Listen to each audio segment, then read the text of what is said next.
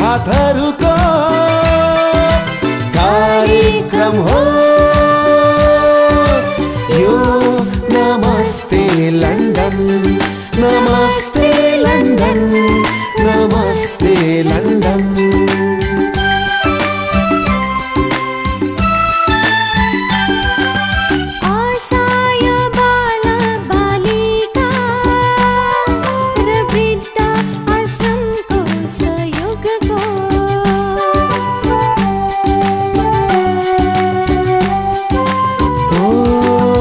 असहाय बाल बालिका र वृद्ध आश्रमको सहयोगको लागि हो यो कार्यक्रम नमस्ते लन्डन नमस्ते लन्डन नमस्ते लन्डन।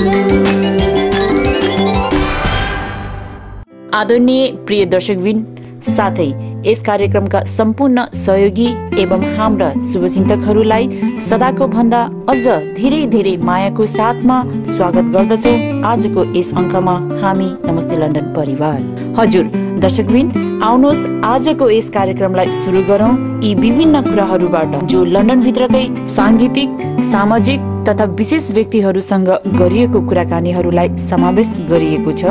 भन्नुपर्दा यो अङ्कमा राखिएको छ गएको साताको BFVS गोर्खा रेडियो परिवारसँग गरिएको कुराकानी, साथै जनवरी 30, 2010 शनिबारको दिन गोर्खा तमु परिवारले आयोजना गरेको सामूहिक भेटघाट कार्यक्रमको छोटो झलक एवं त्यस परिवारले दिनुभएको शुभ सन्देशहरू देखाउनेछौँ।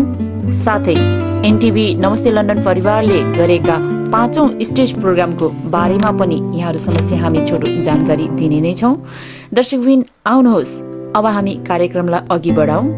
सुरु गर्नु अघि हामी BFVS गोर्खा रेडियो परिवारसँगको कुराकानीको यो रमाइलो सन्देशमूलक शब्दहरूबाट।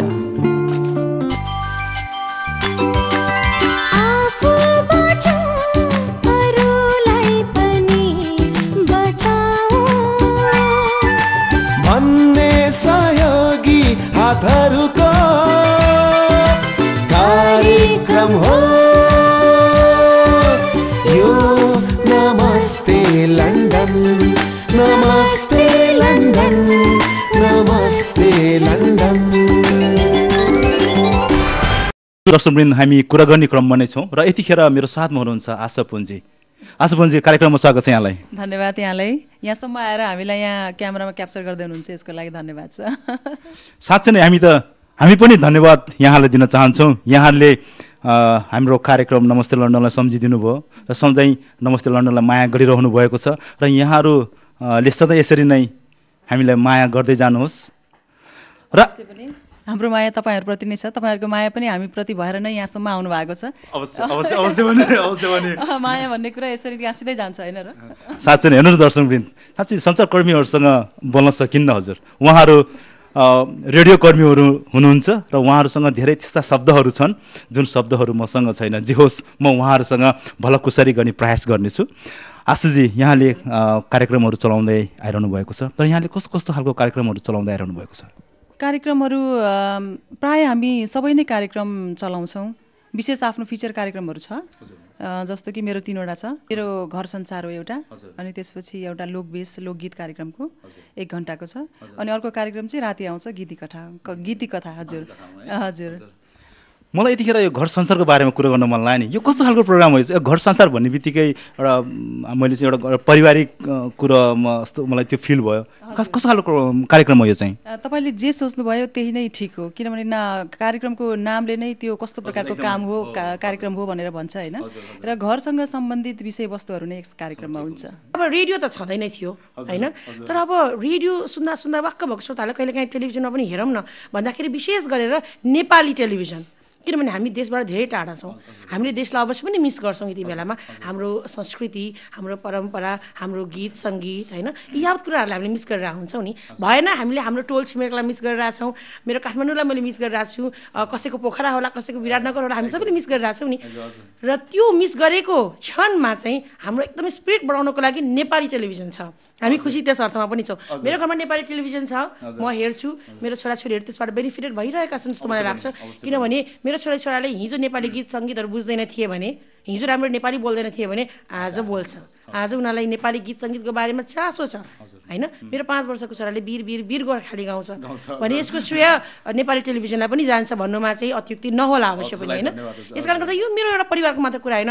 हामी यति धेरै परिवार छौँ तपाईँहरूको पहुँच भनौँ न नेपाली टेलिभिजनको पहुँच जहाँ जहाँ छ त्यहाँको श्रोताले यसरी नै यसबाट फाइदा उठाइराख्नु भएको छ यस अर्थमा पनि नेपाली टेलिभिजन धन्यवादको पात्र छ भन्दाखेरि फरक नपर्ला सर्वप्रथम नेपाली टेलिभिजनलाई धेरै धेरै धेरै धन्यवाद दिन चाहन्छु यसरी हामीलाई हाम्रो देशको नजिकमा पुर्याइदिनु भएको छ श्रवण गर्दा जुन एउटा फिलिङ हुन्छ त्यो हेर्दाखेरि फरक हुन्छ यसकारण गर्दाखेरि कानबाट सुनेको कुरा जति इफेक्टिभ हुन्छ सायद त्योभन्दा इफेक्टिभ आँखाले देखेको पनि हुनसक्छ कतिपय कुरा कानबाट सुन्दा मजा आउँछ कतिपय कुरा हेर्दा मजा आउँछ हाम्रो देश यस्तो थियो जब मैले छोडेको थिएँ र अब यस्तो भएछ भन्ने कुरा मैले यहाँ बसेर कल्पना गर्नु पर्दैन किनभने मैले देख्न सकिरहेको छु नि होइन यस अर्थमा तपाईँले धेरै देशमा बसोबास गर्नुभएको हाम्रो नेपाली दाजुभाइ दिदीबहिनीलाई एउटै सूत्रमा बाँध्नेको लागि पनि तपाईँहरूले काम गर्नुभएको छ नेपाली टेलिभिजनले यस अर्थमा पनि नेपाली टेलिभिजन धेरै धेरै धन्यवाद please keep on watching Nepali television अनि तपाईँको लागि केही भन्न चाहन्छु तपाईँले जसरी अघि भन्नुभयो श्रीजीसँग गफ गर्दाखेरि रमाइलो भइरहेछ भन्ने कुरा होइन